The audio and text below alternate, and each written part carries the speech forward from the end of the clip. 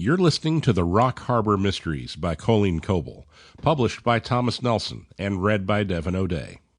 You're listening to the audio production of Without a Trace by Colleen Coble, published by Thomas Nelson and read by Devon O'Day. I fled him, down the nights and down the days. I fled him, down the arches of the years. I fled him, down the labyrinthine ways of my own mind and in the mist of tears. The Hound of Heaven, Francis Thompson, 1859 to 1907. Dear reader, I'm so glad you picked up Without a Trace, Book 1 in the Rock Harbor series. This series holds a special place in my heart.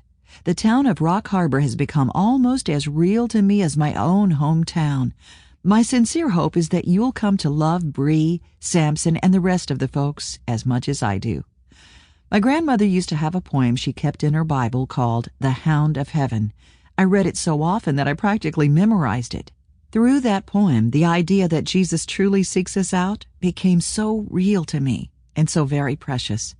When I discovered as an adult how amazing trained search and rescue dogs are, I knew I had to write about one and use that poetic analogy of the divine Hound of Heaven. Without a Trace and the Rock Harbor series were born out of that desire.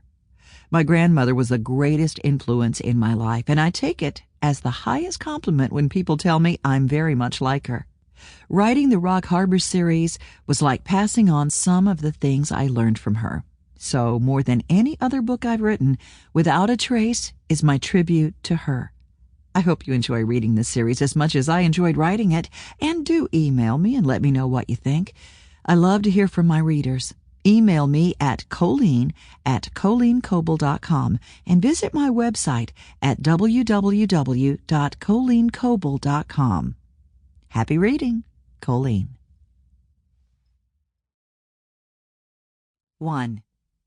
It was days like this, when the sun bounced off Lake Superior with an eye-squinting brilliance, that Bree Nicholls forgot all her qualms about living where the Snow King ruled 9 months of the year.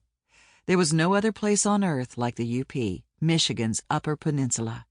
With Keweenaw Peninsula to the north and Ottawa National Forest to the south, there could be no more beautiful spot in the world.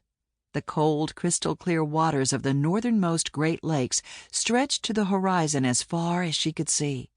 But she'd never find those kids by focusing on the seascape. Pressing her foot to the accelerator, she left the lake behind as she urged her old Jeep Cherokee forward along the rutted dirt track.